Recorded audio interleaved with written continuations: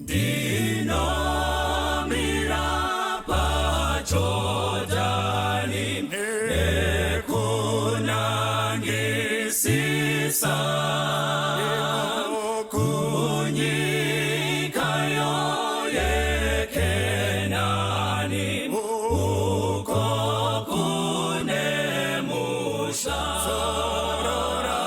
tichazorora kunyika iyo kulenga kuwashoma tichazorora ikweyo toimba riyo rwamozisi na Jesu tichazogara kumakomo akanaka uriko kupenya uko Kristu anotonga akuchina dima sorora tichazorora kunyika iyo kulenga uwashoma tichazorora ikweyo toimba riyo rwamozisi na Jesu tichazogara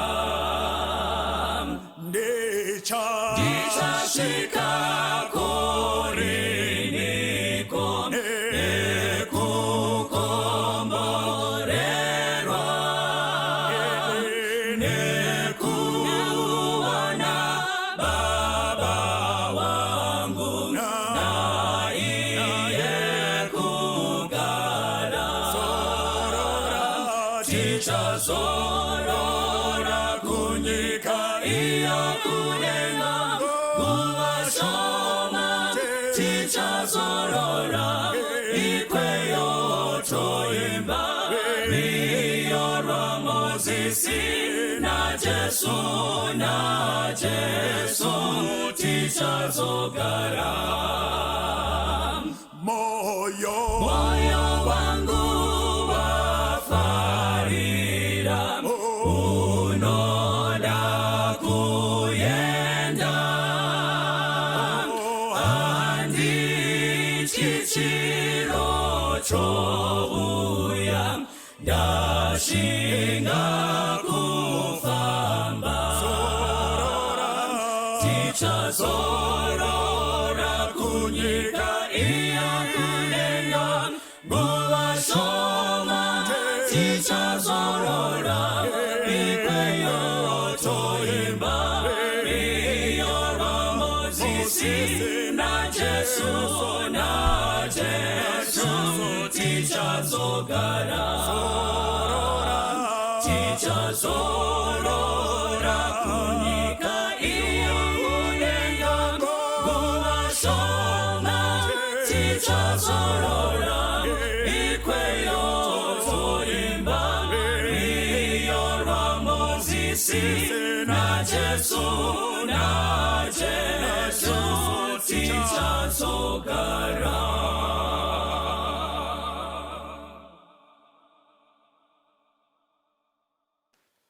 Hande kuna Mateo 13 verse ya 24 kusvika pa 30 ndo pachatora dzidzo chedu. Tisataverenga ngatimbwane nguva yekunamata. Ishe tinomutendai nemukana wamatipa wokuverenga shoko renyu. Tinokumbira kupiwa njere dzekududzira zvinofadza zita renyu. Akateerera wese nekutarisa agoziva kuti uyu ndiMwari wataura kwete munhu. Ngadzidzikisirwe imusimudzirwe naJesu tanamata. Amen. Verse 24. Wakaisa pamberi pavo mumwe mufananidzo achiti, ushe hwokudenga hunofananidzwa nomunhu wakakusha mbeu yakanaka mumunda make. Asi vanhu vavete, muvengi wake akauya, akakusha mashawi pakati pezviyo akaenda. Asi chipande chakati chamera nokubereka, zvino mashawi akaonekwavo. Zvino varanda vomwene weimba vakauya vakati kwaari, Ishe, hamuna kukusha mbeu yakanaka mumunda menyu here? Munda wawanepi mashawi? Akati kwavari, muvengi waita izvozvo. Varanda vakati kwaari, ko, munoda kuti tindoavunganidza here? Akati, kwete, zvimwe kana muchivunganidza mashawi mungadzura nezviuvo. Regai zvikurirane zvose zviri zviviri, kusvikira pakucheka nenguva yekucheka. Ndichati kuvacheki, tangai kuunganidza mashawi muasunge mwanda kuti apiswe, asi muunganidze zviyo mudura rangu. Mwari awedzere chikomborero pakuverengwa kweshoko rake. Musoro weshoko unoti, regai zvikurirane. Muchitsauko 13 chamateo tinowana maparables anokwana kuita matatu. Actually, anonzi the kingdom parables. Maparables eumambo. By the way, a parable, sekuziva kwatinoita, vanhu vanoti it's an earthly story with a heavenly meaning, which is zvinongoreva kuti inyaya iri kutaurwa yepano panyika, asi chitaura zvokumusoro denga. But mukaongorora muchaona kuti a parable goes beyond that. Haingogumiri ipapo. Vara rechiGreek rinoreva parable, actually kutoti parable inotobva chaipo padhuze nevara rechiGreek parabole, rinoreva zvinhu zvakati wande, rinoreva maproverbs, rinoreva even mariddles, rinoreva even nenziyo nezvirahwe zvingataurwa, zvirevo zvingataurwa, kusanganisira futi nemastori wawa. But ndoda kuti muone kuti parable muvara iro riri inoreva to throw alongside of. Ndozvinoreva parabole, to throw alongside of, kana kuti I throw alongside of, which means it is a story thrown alongside the truth intended to teach. Saka kastori kakandwa padivi pechokwadi chiuda kuti chidzidziswe. Izvinokosha izvi. Now, purpose of parables, chinangwa chemaparables, ndingangoti pane zvinangwa zvitatu. Chekutanga chinokosha, chakataurwa naIsaya. Panotaurwa pamusoro pekuti Messias kana chingauya achaita zvipi. Rimwe rezvinhu ma-identifying marks ekuti Jesus was a Messiah aifanirwa kuuya achidzidzisa in parables. And chepiri aifanirwa kuita mamiracles. Okay, minana. Chetatu aifanirwa mumamiracles ndo mune ishu dzine chekuita nekuponesa vanorwara nekusvinudza mapofu nezvakadaro. Izvi zvaisaitigwa vahedheni, zvaitigwa imba yaIsraeri, ndo vaiziva kuti zvinorevei. Are we together? Otherwise Jesus aitira mamiracle vanhu veimba kuti vazive kuti iye ndiye Mesiya wacho akauya. Today hakuna basa remamiracle, because miracle aive kuprova kuti he is a Messiah. Are we together? Jesu haana nguva yekuprova kuti ndi Messiah kwatiri today, unless kune vanhu vari kudhauta kuti Jesu ndiye Messiah.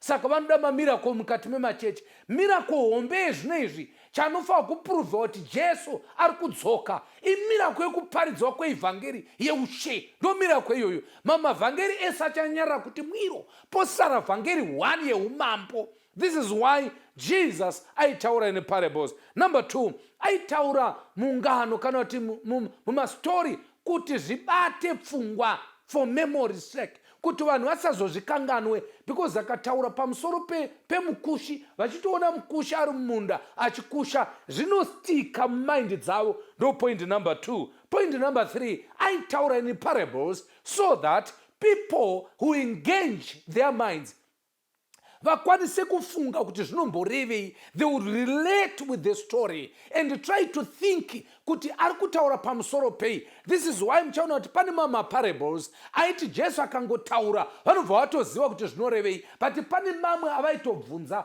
kwapa mamuchireva kuti kudini. Saka zvaiengenja mind dzavo. Now in this very parable iri kutaurwa iyi, Jesus is teaching, let me say, a parable imwe neimwe ine inonzi one principle or lesson or truth yainenge ichidzidzisa. Apa munopabata apa. Parable haisi allegory yekuti unoitsanangura zvokuita interpret. A story inoteregwa. Haiinterpret kuti uyu akagodai anomirira zvakati. It's a story. Are we together? Saka ugoni kuumba theology neparable. Zvakafanana nekuti Lazaro nemurombo, Lazaro nemurombo, murombo paakafa, murombo Lazaro naAbrahama afa, murombo akazoenda pachifuva chaAbrahama, mupfumi akazochema achiti ndotsva ndidonhedzero. Nyaya yakanga ichidzidziswa haisi yekuti vakafa vanoenda kudenga. By the way, ndo chimwe chechinhu chandirwadza. Rega ndirangarire izvo ndizvitaure tisati tabva panapa. Mushure mekurisivha nyaya dzekufa kwemukuru wekereke, muno muZimbabwe, a very strong man akaumba chechi panguva dzakaoma, chechi ikatekeshera pasi pese. Vanhu vari kuchema, tine kurwadziwa neuda kwazvo zvakaitika izvozvo kuti mukuru akashaya akazorora. But I was very disappointed to hear vanhu vakuru vachiti he has been promoted to glory. Where are you getting that from? Muri kuzvaona kupi kuti munhu anenge afa anobva promoter oenda glory? All these years hamusi kupaona here panonzi vakafa hapana chavanoziva. We are not talking about the man. He rested. Haatombondiwi. Kana muchiti mimi uri kutaura zvinogwadza, ndimunogwadziwa iye haagwadziwi. Pandinoda kuti nditini, while tichema nemi tichiti munyaradzwe, but panyaya iyi makafanira kutsvaka chokwadi kuti vakafa hakuna kwavari kuenda. Saka parable yemupfumi naRazaro hairevi kuti vakafa vaenda kudenga. Yaidzidzisa chinhu one chete, one truth one principle. Musaitire umwe munhu utsinye. Full stop. So ndatiti tauro zvinhu izvi because vanhu vakawanda when it comes to parables vanorashika. Now let's go to this parable yatapiwa panapa. The parable of wheat and tares. Mashawi nezviyo. Now, shoko raMwari riri kuti wakaisa pamberi pavo mumwe mufananidzo. It's very important because anga amboisa umwe. Wakaisa pekutanga unokosha pane uyu. Neuchazoisa pekupedzisira unokosha. Mifananidzo iri mitatu iyi inokosha. Wekutanga ndewe mbeu dzakawira pakasiyana siyana. Ende pakadefiniwa kuti mbeu idzodzo dzawira pakasiyana siyana. Pane mbeu yakazowira pavhu rakanaka ikakura zvakanaka. Saka zvikadefiniwa kuti shoko raMwari, mbeu ishoko raMwari. But muparable of the sower, chinhu chiri kutsvakwa ipapo chinokosha haisi mbeu. Chiri kukosha ivhu panowira mbeu. Ndopanda kuti mupabate ipapapa. Then muparable of mustard seed, chinokosha paya iseed, not ivhu. Nokuti musidi muri kunzi isidi duku duku, but ikadyarwa inokura yoreba yoita zimuti ziguru. Saka it is the seed. But in this parable yatiri kuita ima wheat and tares, it's not about the ground, it's not about the wheat, it's about the tares. Inyaya yemashawi, the tares. Inyaya yemashawi ndo iri kutaurwa panapa. Mashawi aya akawanikwa papi? Ndoda kuti tipaongorore papa. Saka ndoda kuti muzvibate izvozvo zvinokosha, as we pachanzenge tichitsanangura parable inoyi. Shoko raMwari rinoti ushe hwekudenga hunofananidzwa nemunhu wakakusha mbeu yakanaka mumunda make. Saka murubva mana kuti mufananidzo une chekuita neushe. Zvatiri kuwana panapa zvinotipinza muumambo. Umambo hahusi mangwana, by the way. Umambo huri kutangira pano. Shoko raMwari rinoti vese vanenge vagamuchira Kristu vane upenyu husingaperi. Upenyu husingaperi haasi mangwana. Jesu haasi kuuya kuzopa vanhu upenyu husingaperi hwavasina. Iye zvino tikamutenda tikamubvuma, mbeu yeupenyu husingaperi inenge yamatiri. When Jesus comes, ari kukonfirma vanhu vane eternal life mavari. vobva vainda manje kuglorification, mukupenyeswa, vabva pano. Hapana munhu achanopinda mueternal life yaanowana pakudzoka kwaJesu. Never. Eternal life starts from here. Unyange tikafa chivigwa, tinovigwa tine mbeu yeeternal life. Unyange tikanzi hatina zvatoziva takafa, but chinosara chichirarama, it is our character. This is the seed of eternal life. Kana yange yakanaka, tenera upenyu usingaperi. Kana yange yakaipa, tiri kuinda kugehena straight. Hapana kana mvunzo. Usafunga kuti Jesu anoziva kuzorasha vanhu. Anongouya kuzokonfirma vakarashwa nekukonfirma vakaponeswa. Tichiri pano. This is the kingdom. Now the Bible says, umambo wokudenga munhu asi vanhu vavete. You see, pane munhu akaenda akanokusha mbeu yanzi yakanaka, akaikusha pai mumunda wake. Mbeu yakanaka, kana uchinzi yakanaka kunorehwa mbeu inokwanisa kumera. That's number one. Number two, yakanaka zvirevi beauty yekunze, but kurehwa genuine. This is what is important. Genuine, because dzese mbeu idzi dzemashawi nezvezviyo dzese dzakanaka, because dzese dzakamera. It's not about kumera, it's about kuve genuine. Nyaya issue haisi yekuti vanhu vacho vanoenda here kuchechi, but nyaya ndeyegenuineness, kuti are they genuine? Vanhu vari kuita zvechokwadi here? Haisi yekuimba nekuparidza. Tese tinoparidza, tese tinoimba, haumatoparidza zviri nani, but nyaya iripo ndeyekuti zviyo here kana kuti mashawi. Ndopandinoda tumupabate baba. The Bible says mbeu ndiye akaikusha, munda ndewake, which is okay. Mbeu ndeyake, asi vanhu vavete. You see, this is what happens kana vanhu vachinge vavata. Pane zvinoitika usiku. Mamuchiziva here kuti vazhinji vedu esinoizvi tinovata but hativati zvakanaka. Pane zvinoitika usiku. Usiku munoitika tunhu twakawanda. Tumwe twacho tunorwadza, tunoitika mukati meusiku. Vamwe vanorota vachidya, votofuma vakaguta, nekutofuma muromo mune zvinhu zvavanga vachitsenga. Vamwe ndo vanorota vana varume, votofuma kuseni vachitotaridza songe vanga vana varume usiku. This is what happens usiku. Vanhu vavete, vamwe vanhu vavete, vamwe vanonoita chifambi, vamwe vanhu vakavata, vamwe vanenge vari busy. Paunenge uvete usafunga kuti vanhu vakavata, vamwe havavati. As I speak right now, iwe wanga uvete, but ndo panoshanda Satani. Vavengi venyu havavati pamunovata imi. Saka chinokosha ndechekuti muzive chinhu ichocho. But what I want about this thing, ndezvokuti vavengi nyange vakasvinura, pane shamwari yedu inenge yakasvinura, inenge ichiona zviri kuitika. Kwanzi vakauyawo akakusha mashawi pakati pezviyo akaenda. I want you to underline. Because panguva iyi vadzidzi pavakanga vachiudzwa vanyasa kuhwisa kaucha yakanga iriko. Kaucha yakanga iripo yakanga ichiti kana munhu ane munda wake akaisa mbeu yakanaka, muvengi wake kuti azikama kuti muvengi wangu ari kugwaneni, anouya achikusha yake mumunda uya warimwa nemuridzi, as a sign yekutaridza kuti hatisi kuwirirana. Dai ari mazuva ano, it's a declaration of war yekuti ngatichigwa. Ende kuuya usiku vanhu vasiko zvinoreva kuti dai auya masikati aigona kudziviswa. Ndoda kuti mupaone papa. When people are asleep, panguva yekuvata ndo panoitika zvinhu. Saka rega nditi even panguva yezvinezvi ndipoti budei mbichana. I know kuti the truth iri kutichwa panapa it's actually different from what I'm saying. But panguva yekuvata yeusiku ndo panika ma-challenges. When darkness comes in our lives, muvengi anopinda. Usiku hwako hwekutambura Satani anopinda. Usiku hwekufirwa Satani anopinda. Usiku hweurovha, hweurombo, hwedivorce, hwemarriage iri kunetsa Satani. Pausiku hwako ndo panosvika muvengi ipapa. Everyone ane usiku hwake.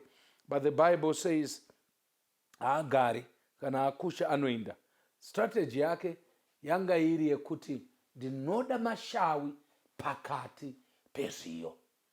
Now, the reason yataitira dzidzo chino ndeyekuti pano vanhu vakawanda vanoda kuchenesa munda nekudzura mashawi. variko vanhu vari very serious paishu yekuona mashawi nekuda kuadzura. The Bible is clear. Muridzi wemunda akati, regai zvikurirane kusvika pakucheka kana pakukohwa. Remember, vanga vamboudziwa muparable yethe sower kuti kucheka ndiko kuguma kwenyika, anocheka ndo vatumwa. Saka panapo vakuhwisisa kuti regai zvikurirane kusvika pachachekwa nyika. Variko vanhu vakawanda vanoda kuchenesa chechi. Variko vanhu vakawanda vanoda kuti vadzure vanhu vakaipa mukati mechechi. Regai kutaura munhu waMwari, rako basa harisi rekuda kugadzira chechi. Chechi nemuridzi wayo, rega chechi yakadaro. Asi kuti risatsiureba, vanhu ngavatsiugwe, but iweyo basa rako rikufunga kuti chechi inofanira kunge iri perfect. Vanhu vanopinda muchechi vange vakanaka semaonero aunoita, sekunaka kwako kwaunotaura ikoko. It's your own issue. But Mwari anoti regai zvikurirane, harisi basa redu rekuda kufamba chidzura mashawi, because kana tadaro tinodisturbawo futi even nezviyo zvirikura zvakanaka. In other words, basa remashawi ranga rekuvhunga, to disturb from the root. Hallelujah. When we talk about the root, tikutaura pamusoro pezvatinotenda zvakadzama, ndo zvinogwiswa nazvo naSatani. Anoisawo zvake marutsu ake achipinda mumarutsu edu, zvichisangana pasapa, mvura zvichimwa mvura yakafanana, zvichidya manutrients akafanana, zvichisakurirwa zvakafanana, but haungazvizivi until the time of harvest. Challenge yedu ndiye kuda kudzura nguva yekukohwa isati yasvika, unodzurirana. Saka munyori panapari kuti kwete mukadzura mungaite mistakes ekudisturba, munodzuriranawo futi nezviyo. Hapana here vanhu vakawanda vakabudiswa nekuda kwako kuda kuchenesa vanhu. Tinoona masocial media, pana vanhu vakawanda vanogwadziwa nechechi. Rega nditi zvinokosha kudzivirira chechi yaMwari. Chirongwa chino hachisi chekuda kuti rega zvinhu zvakadaro tisingatauri sezvinofunga vamwe kuti musatsiure chakaipa. But challenge yandaita nevamwe ndeyekufunga kuti chechi inofanira kunge ine vanhu vari perfect, vanhu vanofanira kunge vakanaka saiye. Because iye anenge akanaka, because hakuna munhu angati munhu akaipa iye akanaka, iye akaipawo angati achiti takaipa. Unoziva kuti kazhinji tikacelebrata kudonha kwemunhu, kucelebrata on go, kuti kana mazvimwisa mupembera unopfuriwa nepfuti. Makafanirwa kuchema kuti ndaruzisa timi because umwe wangu amwisa kugedhe redu. Saka munyori panapari kuti panapa mungakanganisa in case madzurawo futi zvekuti zvese zviri kuti muri kunzwa iri panapa. Munda ndewaniko? Munda ndewaJehovha, ende munda ungafananidzwa nekereke yaMwari. Kuti mashawi haasi kuwanikwa kusango. Ukaona mashawi kusango hauna problem, but the moment waona mashawi pakati pezviyo zvave distorted. Why? Because munda hausi wemashawi, munda ndewezviyo. But the Bible says regai zvikurirane kusvika pakukohwa. Reason number one, unodisturbawo even nezviyo. Number two, hazvinyanyi kunyanya kuzikama kana tisati taona, tisati zvanyatsa kutumbuka. Teresa, hazvinyanyisi kuonekwa zvakanaka musiyano kana tisati taona chipande chabuda, kana tisati taona the blade yavepo, kana tisati taona mwana avepo. Unogona kusaziva kuti shawi nderipi, zviyo ndezvipi. Apa ndo pane nyaya yakakura manje. Ukatarisa kunze zvichakura zvakafanana jeje. Ungashorei ukatarisa mashizha shawi, mashizha even ezviyo, ukatarisa makuriro zvinokura zvakanaka, zvakasvibirira zvakanaka, but tinozosiyana pavana, pambeu. Hallelujah. Ukatarisa seed, the very seed yewheat, it's bigger. But the seed, it's not just bigger, it's big and stronger. But mashawi, it's smaller and weaker. But izvo zvazvionekwe zvichakura. Zvinoonekwa kana mbeu yavapo. Haitauri here 7:24 dzaMateo kuti tichavaziva nezvibereko zvavo. Musamanya. kumhanya kunonetsa, munodisturba nevamwe, bozomona chitofunga kuti munhu waMwari, iwe uchiti haasi. Unogona kuve watoona zvakanaka kuti haasi, patimirira pakukohwa, especially kana yari comfortable kuramba akadaro. Oh, how I love Jesus. Zvakanakira munda waMwari unogona kushanduka kubva kumashau kuti uite zviyo. God can perform a miracle. Zvatisati tasvika pakukohwa.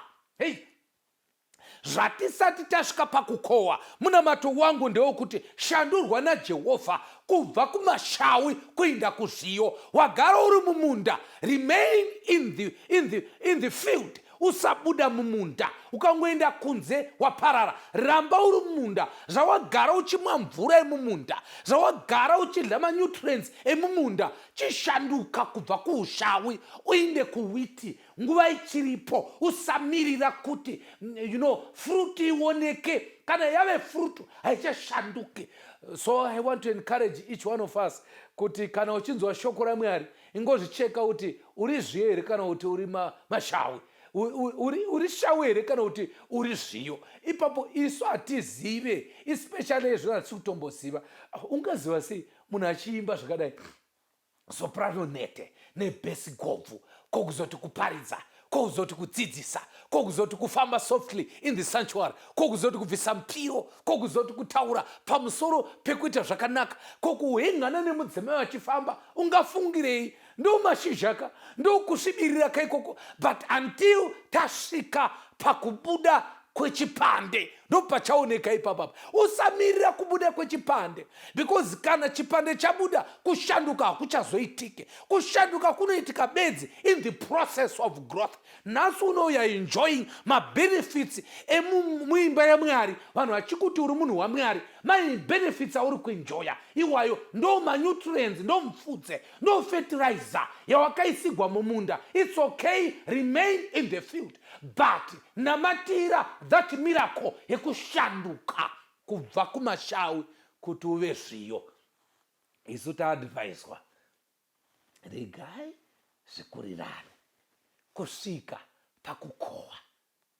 Iwe wanyanya kuda kuita semukohwi, hausi mukohwi, mukohwi aripo.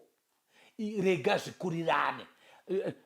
Aiwa, hatisi kuti usaparidze, maridzo dzawikwa. Usafunga kuti munhu haazivi maridzo, dzatowikwa. Nyaya yawo yanetsa ndeyekungoti kune vanhu vanoda kuchenesa chechi.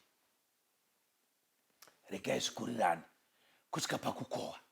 Kana nguva yekukohwa yasvika, kwanzi nemuridzi wemunda, ndichati kuvacheki, haleluya, kwete kwauriba, kuvacheki, first of all, unganidzai mashawi muasunge.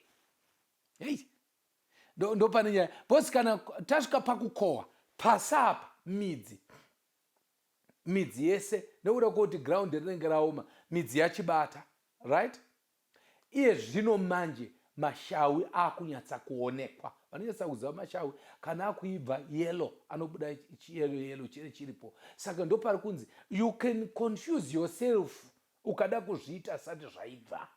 Rega zviibve kusvika pakukohwa. Zviyo kana zvichinge zvaonekwa pakukohwa, unosona kuti izvi zviyezvi hapana kana mistake. After all, nyange ukachidzura chinodikanwa chatobuda. Hamusi kupaona ipapapa. Zvikutoreva kuti nyange ukachidisturba manje, zviyo hachichadisturbeke because process yegrowth yakwana.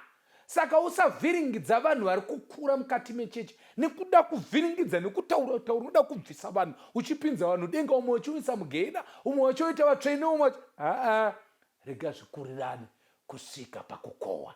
Kana nguva yekukohwa yasvika, anokohwa ingirosi, anotuma ndiMwari, isu tokohwewa. Bible says vachapiswa, asi vakanaka vachaiswa mudura. Ndoda kuti tinamatire chimwe chinhu inini. Ndarangarira, there's a quotation andanda kuisirai panapa. Rega ndiitarise and I'll read it quickly before we pray. I hope nichaiona nekukasika. Yeah, it's here. It's a counsel yaipiwa naEnel White kuvabereki concerning vana kuti vochengetedza vana sei, but ndangoida in the context yezvatiri kutaura. Kwanzi keep yourselves calm as parents. Keep yourselves calm.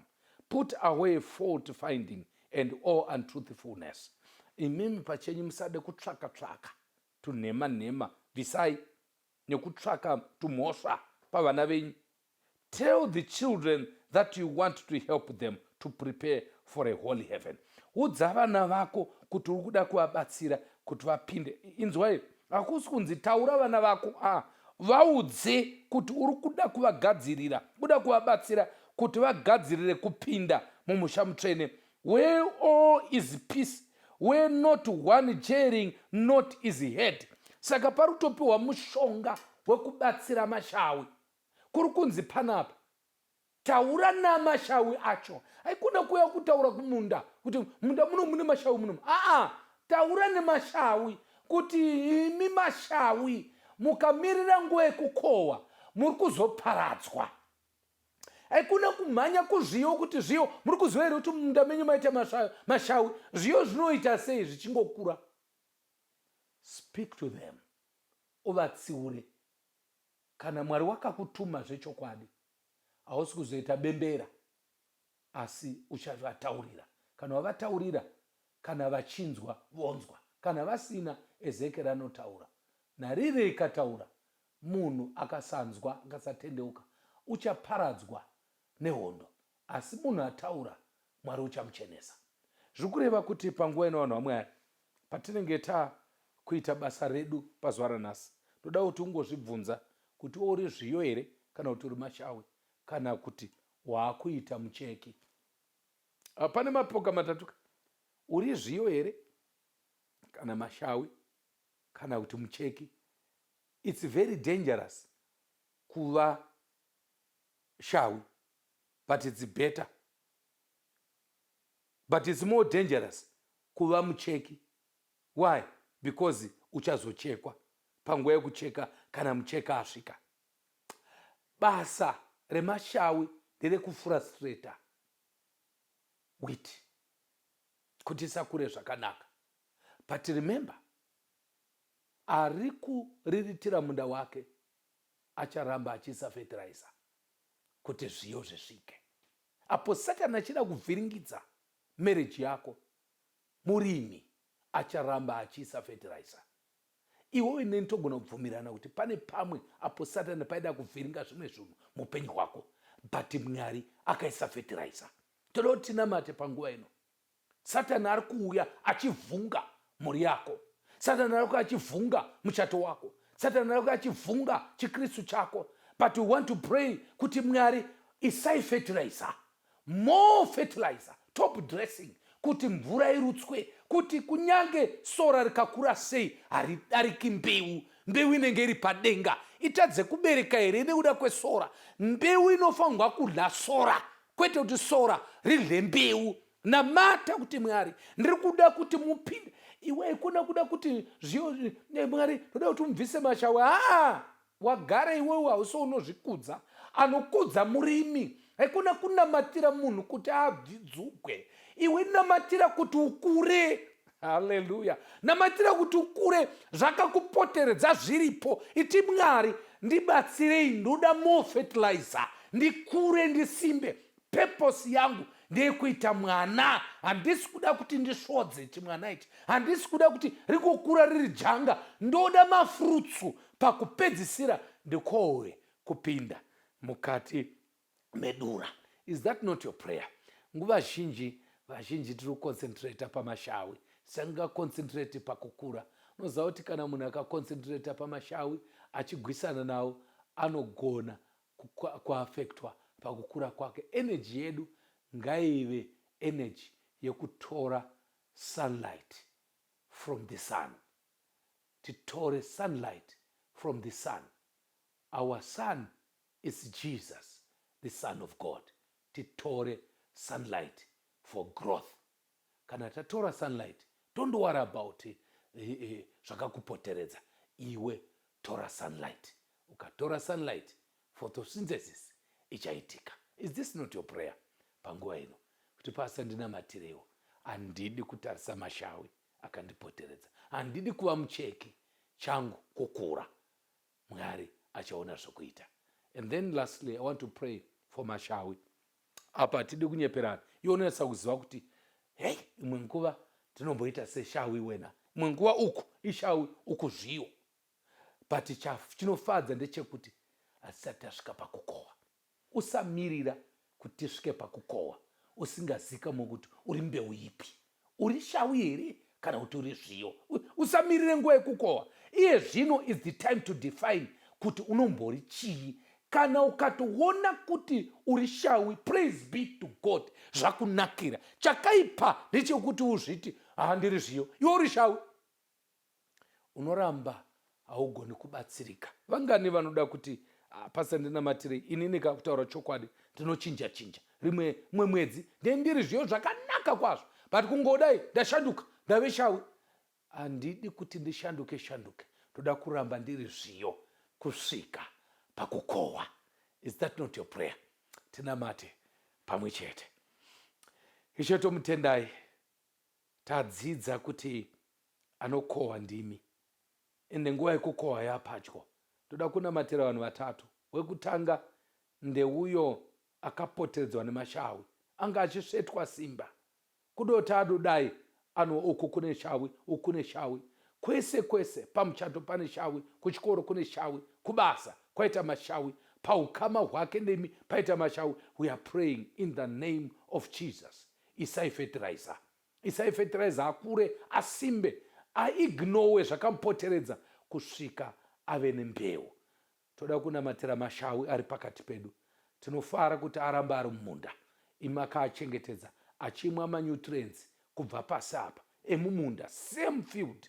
We pray that ashandurei mukugona kwenyu kuti zvive zviyo, kuti kana makukohwa munokohwa zvave zviyo. Toda kunamatira avo vanoda kubatsira chechi, vane hanya nechechi, vachinongedza zvimwe zvakaipa zvinoitika.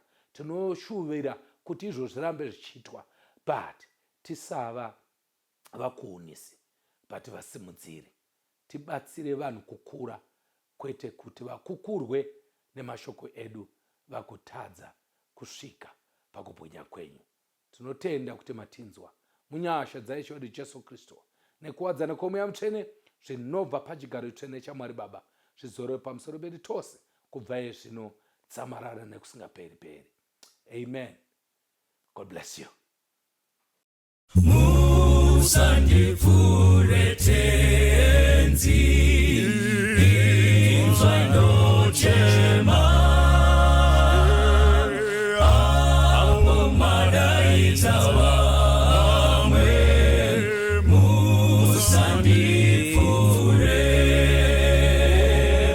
muponesi, inzwa ndochema, apo madaidza vamwe. Musandipfure, ndipenyiwo wenyu mutsa, ndinokumbira, ndiri kumupfugamira nekudawira.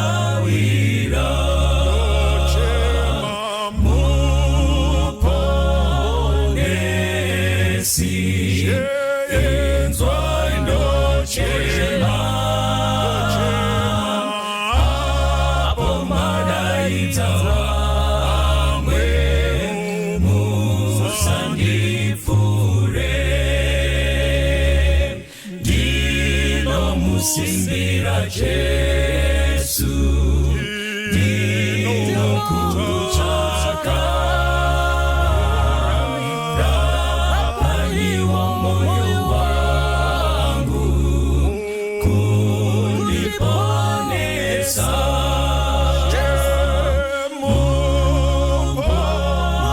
Muponesi, inzwa ndochema, apo madaidza vamwe.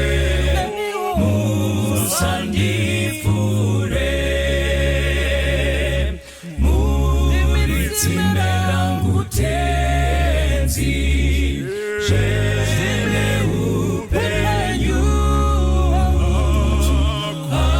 hakuchina mubatsiri asi ni Jesu Nochema muponesi